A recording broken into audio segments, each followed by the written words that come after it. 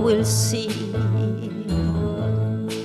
No, I won't be afraid. No, I won't be afraid.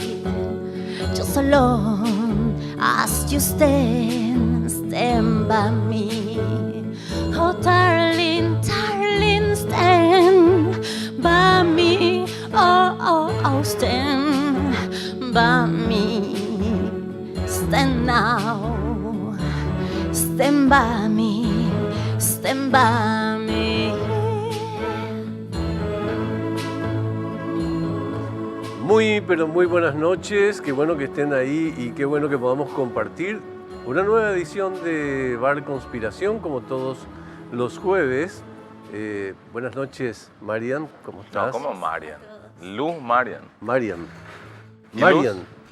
luz? No oíste lo del... Estamos ahorrando ya la luz. Claro. Correcto. Marian. Gracias a Pedro Ferreira por los tips. Fue genial, ¿no? Anoche yo guardé la granizada, un montón de amandado para no usar la heladera. Claro, Tereré. claro. Viste que en comunicación esas buenas intenciones que se transforman en tragedia, ¿no? Sí, pasa. Suele pasar. Pasa, con mucha frecuencia. Y no tiene que ver con que alguien esté asesorado o que no esté asesorado, porque puede sucederle a cualquiera que tome la iniciativa de expresar una opinión para la opinión pública, que a su vez es una bestia pop. Sí, que consume todo y lo convierte después a su estilo, ¿verdad? Así Más mismo. Con las redes sociales, con el auge de las redes sociales. De cualquier manera, muchas gracias a una persona muy seria como el presidente de la ANDE, que hizo divertir a la comunidad paraguaya durante 2 o 3 días, hasta hoy. La verdad que se convirtió en un cómico inesperado, ¿verdad? En un cómico. ¿Cómo estás vos? Bien, señor, bien, señor. Y más Acá hay un porque- vacío que no es precisamente de los que ponemos en la parrilla. No, un vacío grande, hay un espacio enorme que llenar, el de nuestro amigo el doctor Mime, que vaya a saber uno por dónde anda. Es una saeta. Es una saeta, es la expresión poética de la palabra. Y bueno, como todos los jueves, hoy tenemos un tema que creo que sale un poco de la estridencia de la política y Sí. los políticos. Mejor. Sale un poco del el pigaró, de la mala onda, y nos transporta un poco al territorio de, ya no podemos hablar de la esperanza, sino de ese territorio que ya se está transitando con una generación que está empezando a empujarnos, ¿no? De una realidad positiva. Así me gusta llamar a mí porque conozco el proyecto de haber visitado un poco también el centro educativo. Hoy vamos a hablar del sistema educativo de Arambé, del centro educativo de Arambé, y para ello están de invitadas con nosotros la directora de Arambé, la señora Catherine Chauvel, y una de las alumnas del primer año de la media, la señorita Brenda González, que eso era en nuestra época el tercer curso. Cuarto curso. Claro. Cualquier cosa. Cuarto curso. La verdad. Aclaramos que a ella le vamos a invitar a una limonada de maestro, ¿eh? Un jugo de mandarina. Un jugo de mandarina. Máximo. Sí. Pues en este bar también tomamos... Por supuesto, desde agua mineral y compañía. Claro. Bienvenidas. ¿Cómo estás, Catherine? Muy bien, muy buenas noches. Antes que nada, gracias por la invitación. Estamos honradas de estar aquí en su programa hoy. Muchas gracias por venir. Muchas gracias. Brenda, ¿cómo estás? ¿Cuántos años tenés, Brenda? Hola, muy buenas noches. Tengo 16 años.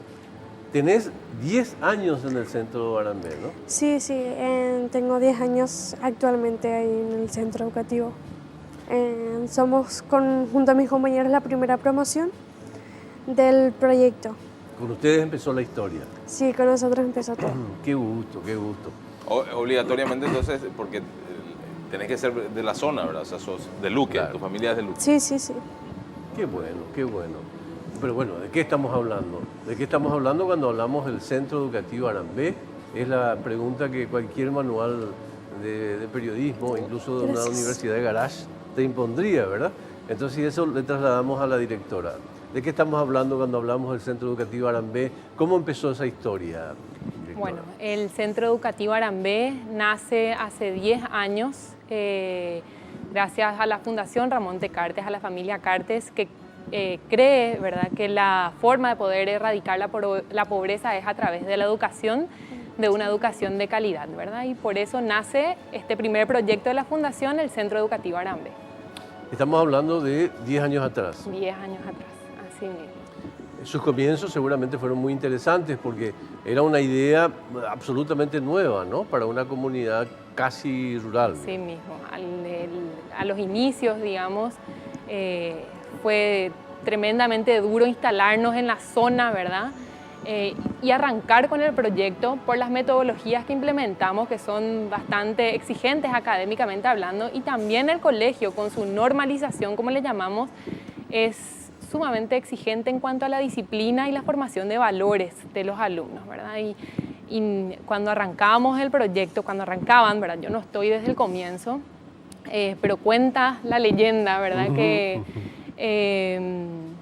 costaba mucho conseguir alumnos para llenar, digamos, las clases. Teníamos que ir a tocar puertas uno a uno porque no nos conocían, no sabían qué es lo que estábamos haciendo y 10 años después tenemos una demanda altísima, ¿verdad?, de alumnos que quieren ingresar y nos da muchísima pena porque ya no tenemos cupo para todos aquellos alumnos que cumplen con los requisitos, pero ya tenemos un límite de alumnos por clase que manejamos, ¿verdad? ¿Y cuáles son esos requisitos que se tienen? Bueno, el proceso de admisión dura 3 meses aproximadamente. Actualmente nos encontramos en ese proceso. Nosotros, en primer lugar, digamos, tomamos a hermanitos de nuestros alumnos porque trabajamos con las familias y nuestro objetivo como Centro Educativo Arambé es trabajar con familias de ventaja económica, ¿verdad? Entonces buscamos aquellas familias con mayor necesidad, ese es el objetivo, ¿verdad? Entonces hacemos una convocatoria que dura 1 mes aproximadamente, también tienen que vivir en la zona, son 35 cuadras a la redonda aproximadamente, ya que la mayoría de nuestros alumnos ingresan caminando al centro, en su mayoría, y luego realizamos visitas domiciliarias para dar fe, digamos, de lo que ellos ponen en la ficha y en la entrevista sea así. Luego pasamos por un proceso de pasantía de 3 días, van los niños, allí comen y hacen diversas actividades. Y luego evaluaciones, una evaluación psicopedagógica, psicológica y fonoaudiológica. Ya cerrando todo ese proceso, hacemos lo que sería la selección de 30 alumnos por año.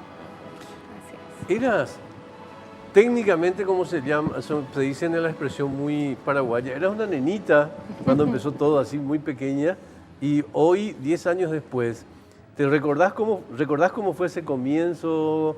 ¿Cómo empezaron? ¿Qué ideas traían de la casa? ¿Cómo llegaron a la casa con la idea?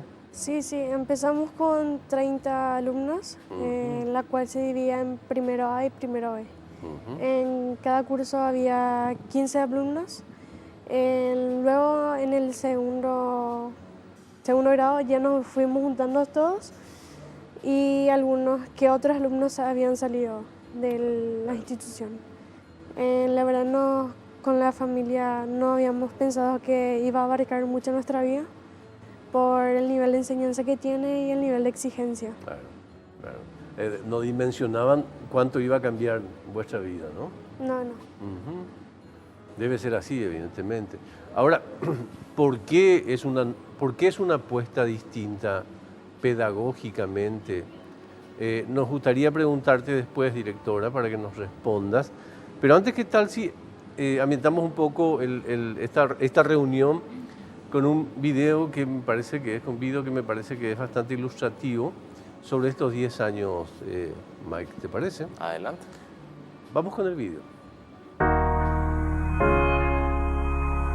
La educación transforma vidas. La educación es uno de los factores que más influye en el avance y en el progreso de personas y de sociedades. Todos los niños y jóvenes, incluyendo los que provienen de sectores más vulnerables, poseen un gran potencial de desarrollo. Buenos días.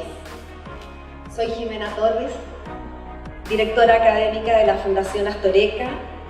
La Fundación Astoreca nace hace 27 años como una institución privada sin fines de lucro que tiene como objeto central el mejoramiento de la educación de calidad en los sectores vulnerables de Chile. pretende demostrar el poder que tiene la educación en el desarrollo de las personas independientemente del lugar donde nacen. El modelo educativo de la Fundación Astoreka se organiza en 3 ámbitos: el académico, el formativo y la gestión pedagógica. En el año 2008, la Fundación Cartes conoce a la Fundación Astoreka y comienza un trabajo en conjunto. Han pasado ya varios años de este trabajo comprometido y bien hecho, en el cual destaco el compromiso profesional y personal de quienes trabajan aquí, y a su vez resalto también el compromiso de la Fundación Cartes, apoyando permanentemente las iniciativas del colegio, comprometiéndose en el día a día y buscando distintas fórmulas para asegurar la estabilidad financiera del proyecto, dado que un proyecto como el del Colegio Arambé es para toda la vida.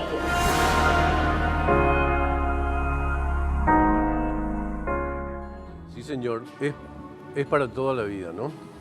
A ver, ¿y el método de enseñanza en relación al método tradicional de la escuela pública paraguaya, en qué difiere, directora? Bueno, nosotros estamos siempre en constante búsqueda de las mejores prácticas y metodologías, ¿verdad? Por lo menos queremos creer, ¿verdad? En cuanto a enseñanza se refiere, ¿verdad? Actualmente en Arambé, en cuanto al área de lenguaje, tenemos implementada el método de lectoescritura mate. Esto nos capacita justamente la Fundación Astoreka, que nos viene acompañando desde hace 10 años en esta área. También en lo que se refiere a la gestión escolar y porque esa es la parte fundamental y clave realmente, es la gestión, ¿verdad? El día a día, los valores, la normalización. Y en cuanto al otro pilar, digamos, también del centro... Antes de avanzar al otro pilar, ¿podrías explicarnos en qué consiste el primero más pedagógicamente, digamos, para que podamos entender cuál es el cambio con la escuela normal que tenemos, ¿no? Sí. Bueno, el método mate, ¿verdad? Es un método donde por cada día del año ellos van aprendiendo desde pequeñitos a leer y a escribir, pero de una manera significativa. Eso es lo que nosotros buscamos con nuestros alumnos, que todo tenga un significado, que no sea memorístico, ¿verdad? Que tenga una razón. Ellos aprenden, y también este método, ¿verdad?, está aprobado justamente para niños de escasos recursos y acorta el proceso de lectoescritura, ¿verdad?, teniendo en cuenta la estimulación previa de los alumnos, ¿verdad? Ok. Bueno, ahí cambia bastante, ¿verdad? Así la es, manera en que es. nosotros aprendimos a este sistema. Te vamos a preguntar el siguiente método que planteabas, pero antes queremos volver a Brenda para que nos explique ella cómo les va con estos métodos, ¿no? ¿Cómo te fue difícil adaptarte, digamos? Sí, en realidad fue difícil porque en cada día que teníamos, cada clase teníamos nuevas tareas, teníamos que implementar nosotros nuestras propias oraciones, en aprender a escribir fluido, hacíamos el dictado, o sea, llevábamos antes en la casa a practicar y luego algo así tipo de memoria. Claro. Influía mucho en el sistema de aprendizaje, que era más específico, y el método de escritura es diferente, porque no es como la letra cursiva, es de otra manera. Ajá.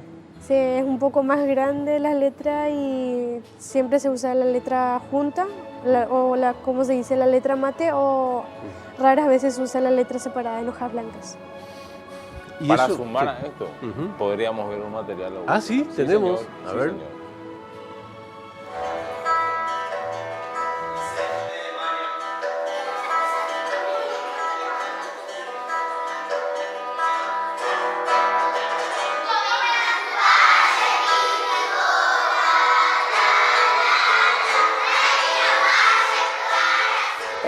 Para mí es un privilegio estar acá, que no muchos niños tienen esta oportunidad.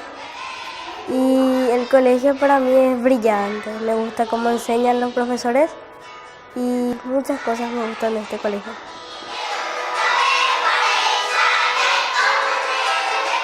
Mis padres están súper orgullosos de mí, alegres, porque estoy en un gran colegio. Es increíble la oportunidad que te dan, es increíble lo motivador que es.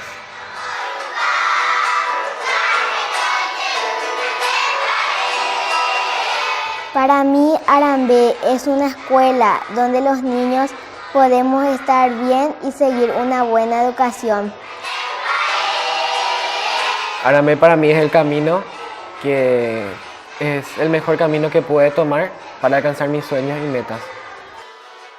Arambé para mí es un lugar con inmensas oportunidades, es un gran camino hacia mi futuro, me va a llenar de capacidades con un coeficiente súper cargado intelectual, con increíbles reflexiones, oportunidades y a ser una persona íntegra. Me gusta estar acá porque me da muchas oportunidades y es agradable.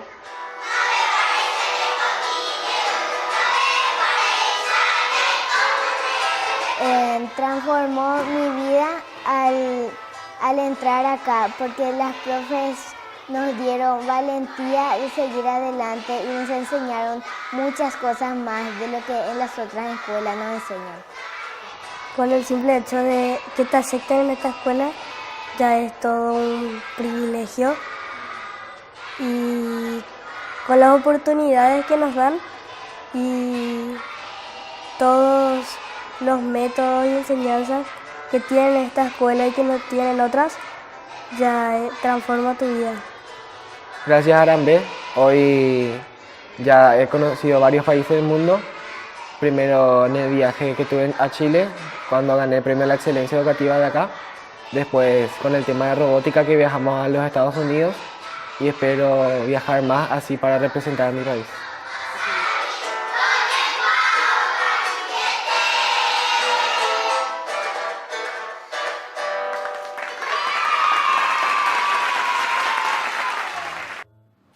Sublime, ¿no? Ahí te queda bastante claro, ¿verdad? Sublime, Cómo les cambia la vida a los chicos. Un sistema de enseñanza que está pensado directamente en los niños. El primer videito que pasamos, tenemos que agradecer a Gen y también, que es un canal, no sé si conoces y ubicas. Ubico. Ok, Hasta ahí. agradecemos por la gentileza de compartir estas imágenes, ¿no? ¿De dónde sos? ¿De qué zona de Luque sos? Soy del barrio Molino, Luque. Vivo a 3 cuadras de la escuela, exactamente en la Villa Victoria. Ah, mira.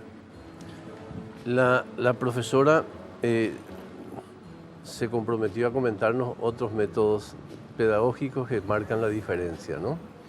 Y te interrumpí. Así es. Bueno, y como tercer pilar, digamos, tenemos la matemática, ¿verdad? Ya desde hace 8 años exactamente implementamos el método de matemáticas Singapur puramente en el colegio, no solamente técnicas, ¿verdad? Sino el método puro, ¿verdad? Que justamente se ciñe en enseñar una matemática para la vida, ¿verdad? Es decir, que ellos sepan resolver problemas y entiendan el porqué, ¿verdad? Y puedan expresar y explicar, ¿verdad? Cómo lo están resolviendo, que no sea algo memorístico, que es lo que suele suceder lastimosamente con las matemáticas, después nos termina no gustando, ¿verdad? Método Singapur. Es un ejemplo a nivel mundial, Singapur, de lo que representa para el desarrollo educativo de los demás países que tomaron como ejemplo eso. Pero en el caso de la Fundación Astoreca de Chile, ¿cuál es el convenio y de qué se trata específicamente? Bueno, la Fundación, nosotros, digamos, el Centro Educativo Arambé es una réplica de los colegios de la Fundación Astoreca en Chile. Tienen 3 colegios y nosotros justamente, o sea, cuando arrancó el proyecto, ¿verdad? No es una cuestión de ensayo y error y ver, bueno, cómo nos va y en el camino ir probando, sino que se trajo justamente a la Fundación Astoreca para hacer un asesoramiento, ¿verdad? Y un acompañamiento que hasta la fecha lo siguen haciendo, claro, en cuanto a la gestión, ¿verdad? Del colegio y lo que sería lectoescritura mate, ¿verdad? Claro. Ya nosotros fuimos después añadiendo algunas cositas, ¿verdad? Como Matemáticas Singapur. Bueno, y vamos a seguir añadiendo experiencias a la vuelta de la pausa, tanto con la profesora como con Brenda, que es alumna del Centro Educativo Arambé. Hacemos una pausita y ya volvemos en el segundo bloque. En el tercer bloque tenemos un amigo que sabe mucho de economía con el cual vamos a conversar. Y sabe mucho de clubes deportivos también. De mi pasado, de un montón de cosas, ¿sabes? De tu pasado también. Ya volvemos.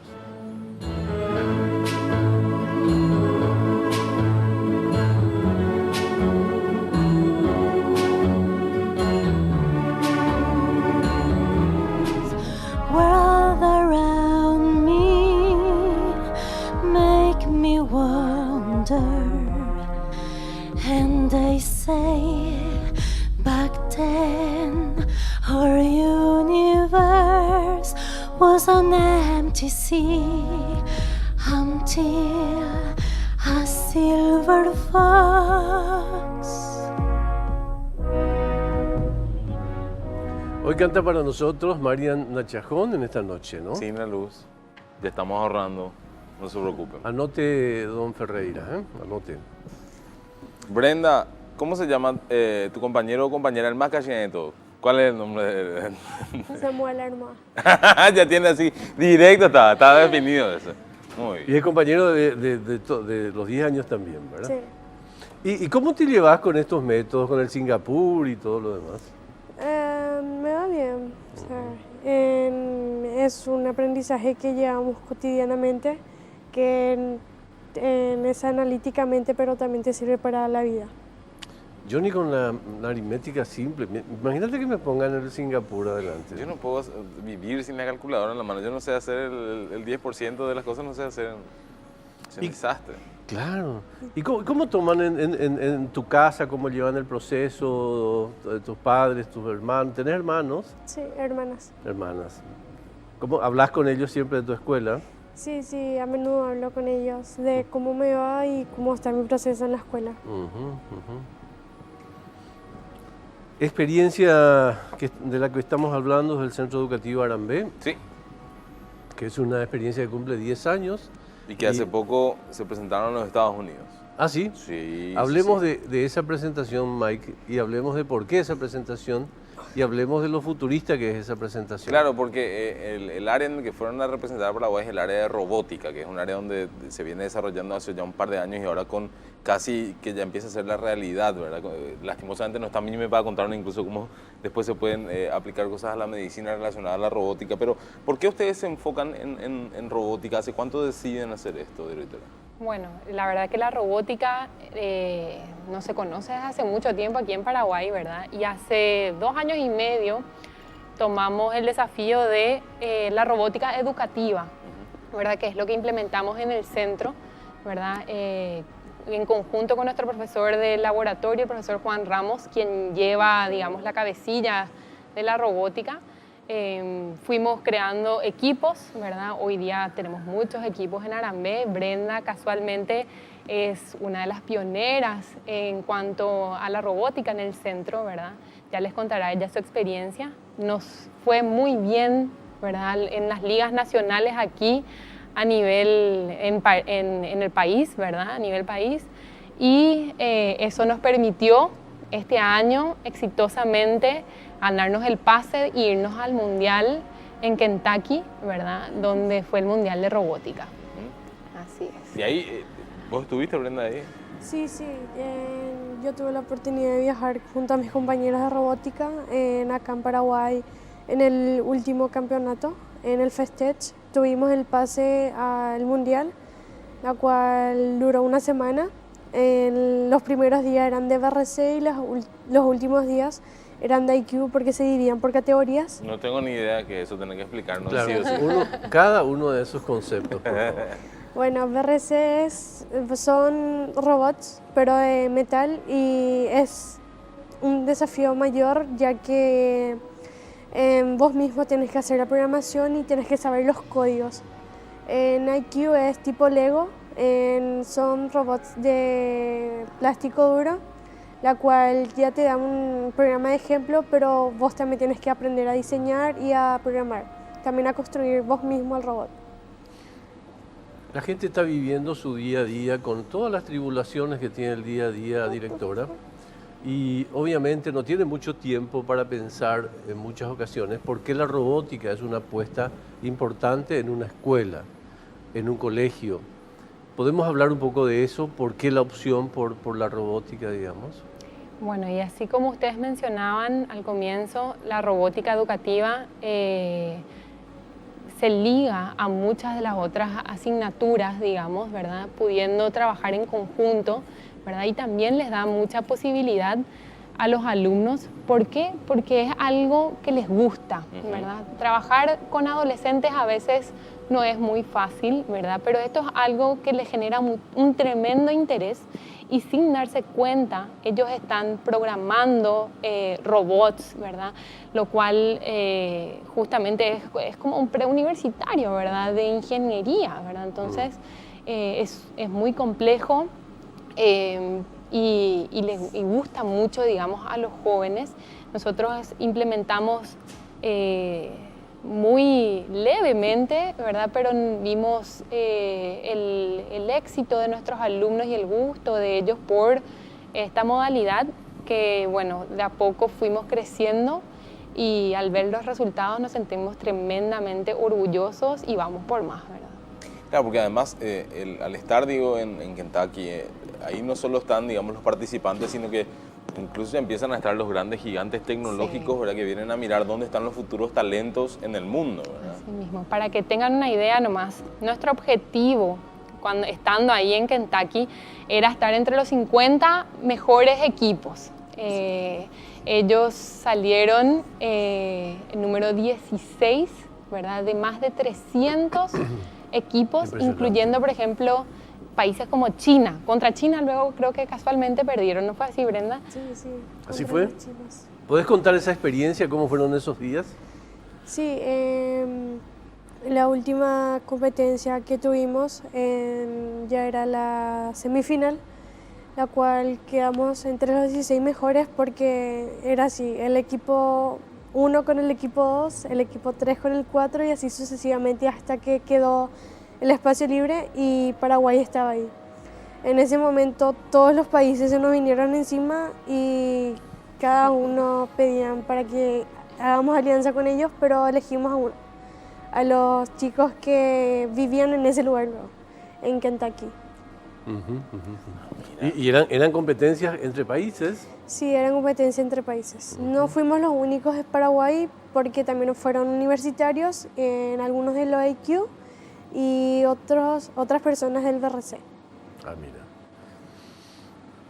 ¿Y los robots físicos que ustedes llegaron a preparar, qué hacen? O sea, ¿cuáles son las tareas que tienen? Las funciones son específicas de acuerdo al objetivo que mandan los que crean en VEX. Ah, ok. Por ejemplo, el año pasado teníamos que mover los Mobile a la zona de alto puntaje y poner los conos amarillos encima para tener más objetivos. O sea, para lograr el mayor puntaje posible, tenemos que hacer en alianza y haber estacionado en un punto específico. ¿Qué te figuras que va a hacer ella? Esa es la pregunta, no es que te querramos meter presión, Brenda, ¿verdad? Porque estás en el primer año de la media y te faltan 2 todavía, pero ¿tú ya tenés idea de qué querés hacer al terminar el colegio? Sí, yo tengo idea. Quiero hacer ingeniería, quiero estudiar ingeniería en implementación del software. Venía bastante cantado, ¿no? ¿Sabes qué pasa con estas cosas? Yo llego después a mi casa y mi papá me debe querer. Cuando vos eras pendejo, saben que estabas. Vos sabés que yo me inhibí mucho durante esta charla de no expresar algunos tipos que eran muy frecuentes en el análisis de la educación de antes, como preguntar sobre énfasis y compañía, Sí. que ya parece del viejazo, Sí. ¿no? Tan común, ¿verdad? Y es muy interesante, ¿no? Todo lo que están haciendo. No sé si en la producción había un videito más bueno. Entonces vamos a invertir el tiempo que tenemos en seguir conversando con... ¿Cuál es la relación con las familias, con los padres de los chicos? Bueno, nosotros sabemos, ¿verdad?, que nuestros alumnos sobre todo los que son más grandes, ¿verdad? Ya superan probablemente a sus padres en cuanto a la formación que tienen, ¿verdad? Entonces, nuestro objetivo con las familias es buscar un acompañamiento más que nada, ¿verdad? Acompañamiento es revisar si hicieron o no las tareas, chequear la agenda, ¿verdad? Pedirles que se vistan con el uniforme completo. No así, por ejemplo, estar dando acompañarles directamente, por ejemplo, en las metodologías a implementar ni nada. Lo que ellos llevan a la casa es básicamente un repaso de lo que vieron en el día, ¿verdad? Buscamos el acompañamiento de los padres más que nada en las cosas básicas, digamos, del alumno, ¿verdad? Así como venir bien uniformados, por ejemplo. ¿Esto es parte de eso que se conoce como el modelo conductista? Bueno, no sé si conductivista. ¿Cómo es? Yo pregunto para salir de la ignorancia. Nosotros queremos construir en conjunto con los alumnos, ¿verdad? Y los maestros y todo el equipo, ¿verdad?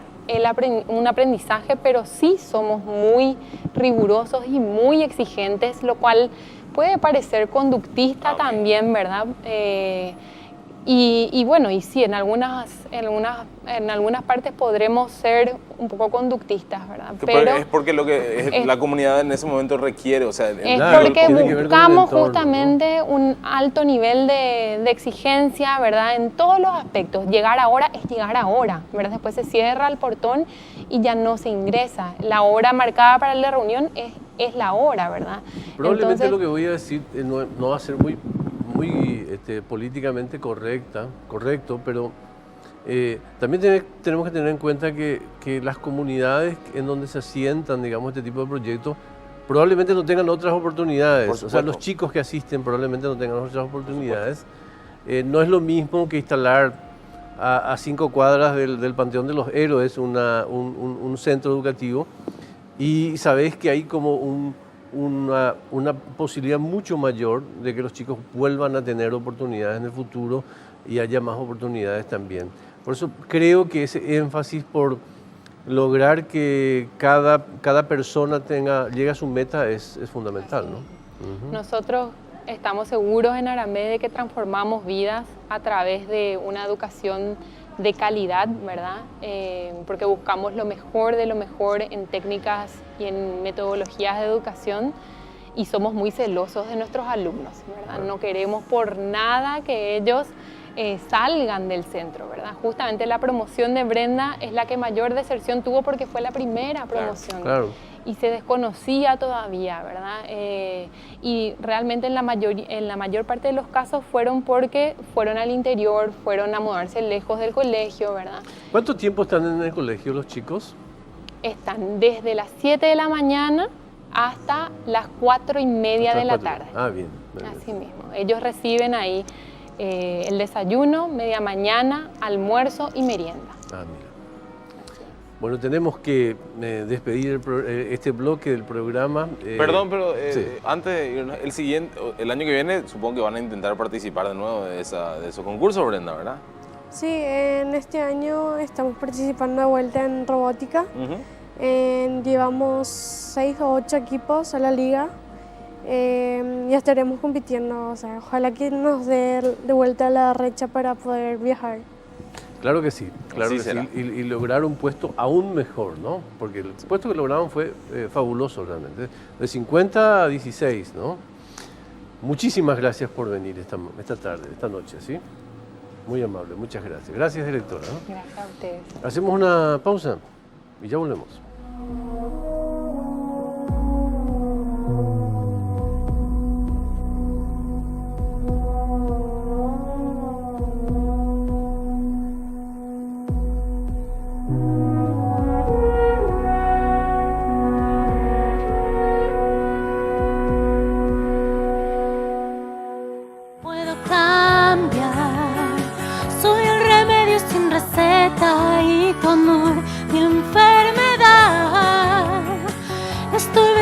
Porque el cuerpo de los dos es mi debilidad. Es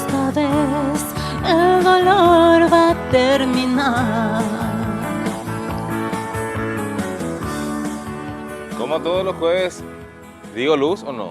No, no, no. ¿Está gustando? No, no. Marian Nachajón, en este caso, pueden seguirla en todas las redes sociales, a pesar de las recomendaciones del señor Ferreira, como @Luz_Marian_Nachajón y también en las plataformas musicales.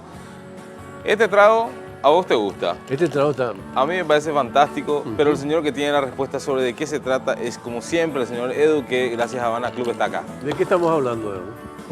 Sí, así mismo, Mike. Hoy estamos con el cóctel Cuarajú, que es jugo de naranja. Brutal, ese era. Jugo de naranja, jugo de mandarina y, por supuesto, Habana Club 3 años. Un trago cítrico, pero también refrescante. Yo no sé cómo se te ocurre estas cosas, Sí. pero celebro. Y además se emociona él, ¿eh? Se Sí, emociona. pero más vale. A mí me sale estas cosas y te tiro la casa por la... Hay un factor que nos emociona en común con el invitado que tenemos en este momento. Nuestro club, Claro, por supuesto. así como le vaya, ¿no? Casi siempre le va bien. En producción nos dicen que se corta la luz y hablamos de Cerro. Sí, ¿Con pero quién estamos? En producción no quieren jugar cuando llueve, eso, Eh. así que está con nosotros mi amigo, el gran Pablo Herkenkrauer. ¿Cómo le va, don Pablo? ¿Cómo está? Bien, Augusto. Mike, excelente la interpretación. ¿Le gustó? Stand by me, oh darling. No había razón para moverme del lugar. Excepto los celos de la Ese producción, alejamiento Pablo. me parece Son los dispositivos inapropiado. de seguridad de este programa, don Pablo. Sí.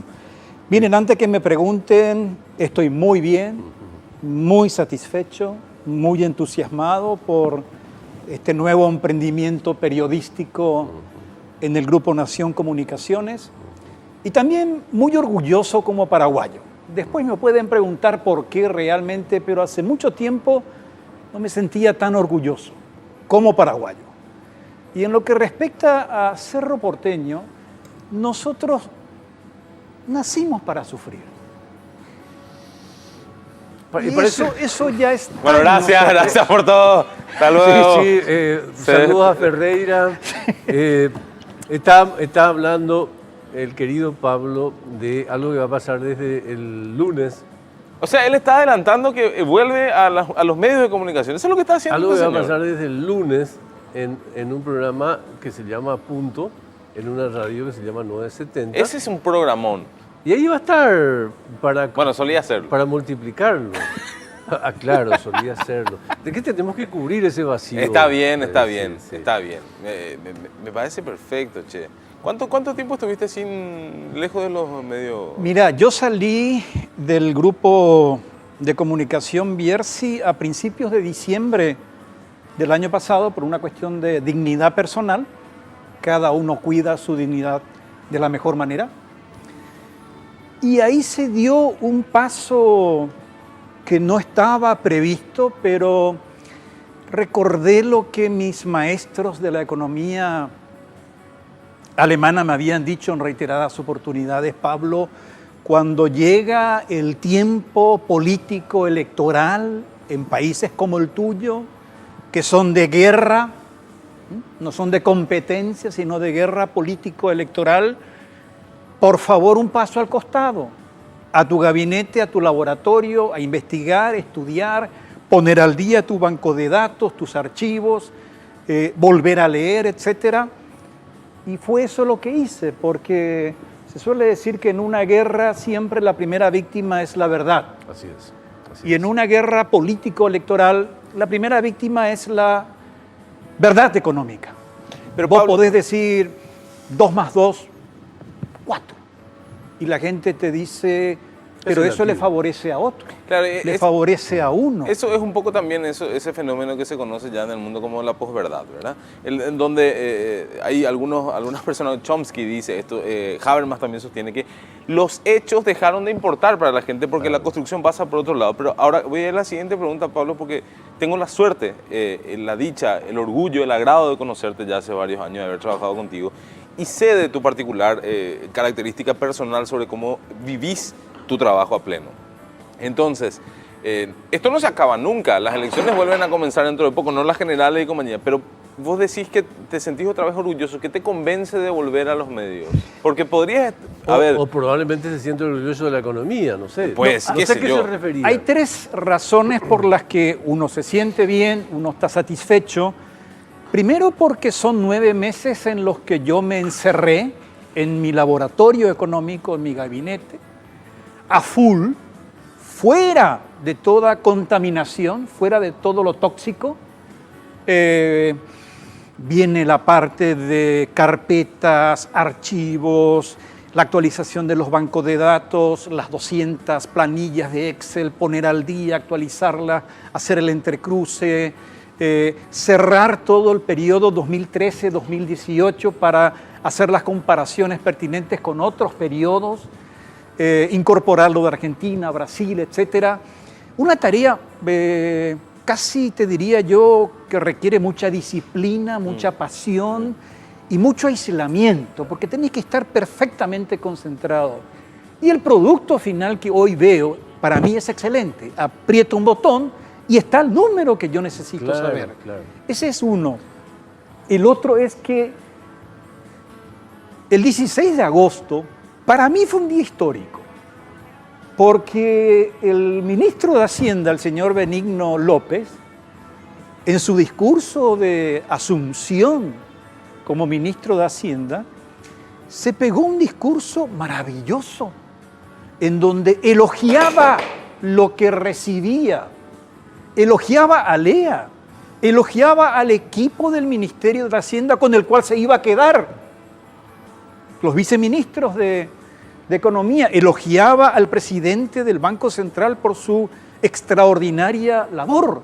Y él decía lo difícil que va a ser superar esa vara que me dejan.